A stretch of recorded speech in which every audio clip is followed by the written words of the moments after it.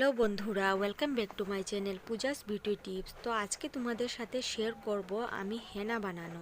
হেনার মধ্যে কি কি জিনিস দিলে চুলের জন্য ভালো হয়, তো সেটাই আমি আজকে তোমাদেরকে দেখাবো। তো চলো ভিডিওটাকে শুরু করা যাক।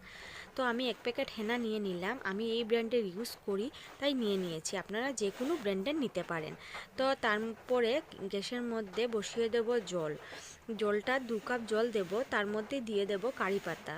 কারি পাতা দেওয়ার পর তার মধ্যে দিয়ে দেব মেথি 2 চামচ, তারপর দিয়ে দেব কালো জিরে 2 চামচ, তারপর দিয়ে দেবো একটা তেজপাতা। তেজপাতা আমাদের চুলের জন্য খুবই ভালো, আপনারা একবার ইউজ করে দেখতে পারেন।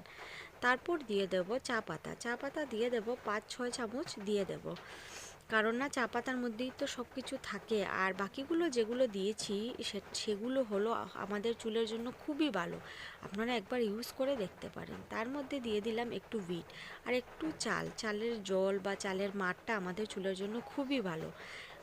আপনারা ইউজ করেন কি না জানি না, কিন্তু আমি ইউজ করি, আমি নিজেই বুঝতে পারছি কি হয়, তাই তোমাদের সাথে শেয়ার করলাম।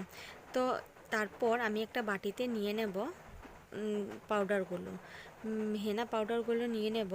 আর জলটা আমাদের হয়ে গেলে আমি বন্ধ করে দেব। তো আশা করি জলটা হয়ে গেছে। তো 2 কাপ জল দিয়েছিলাম, তো 1 কাপ হয়ে যাবে, কারণ না শুকিয়ে গেছে, শুকিয়ে গেলে 1 কাপ হয়ে যাবে। তো জলটা আমাদের হয়ে গেছে, তারপর ভালো করে ছেঁকে নেব।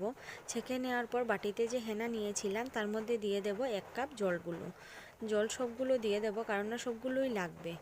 সেটাকে ভালো করে আমি ফেটিয়ে নেব। ভালো করে মিশানোর পর সেগুলোকে আমি রেখে দেব।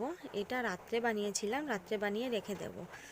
তাই দেখো বন্ধুরা, কি সুন্দর কালার এসেছে। আমি জানি না কেন আমার এইরকম হেনা বানিয়ে লাগাতে খুব ভালো লাগে।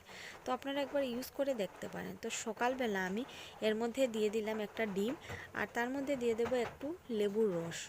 লেবুর রস দিলে আমাদের চুলের জন্য খুবই ভালো, আর ডিমটা তো আমাদের চুলের জন্য ভালোই। জানি না কে কে ইউজ করেন, তো একবার আমার মতো একবার হেনাটা বানিয়ে আপনি লাগিয়ে দেখুন। সত্যি বলছি, চুলের জন্য খুবই ভালো। আর লাগিয়ে আমাকে কমেন্ট করে বলবেন কি হয়। সবগুলো তো মিশানো হয়ে গেছে, এবার চুলের মধ্যে লাগিয়ে নেব। তো ভালো করে চুলের মধ্যে পুরো চুলের মধ্যে লাগিয়ে নেব। আর আজকে আর শ্যাম্পু করব না, 3-4 দিন পর শ্যাম্পু করব, রাত্রে তেল দিয়ে দেব। তো ভালো করে চুলের মধ্যে লাগিয়ে নিলাম। 2-3 ঘন্টা রেখে বা 4 ঘন্টা রেখে আমি ধুয়ে নেব। তো আপনারা যদি ভিডিওটা ভালো লেগে থাকে লাইক কমেন্ট শেয়ার করে দেবেন প্লিজ।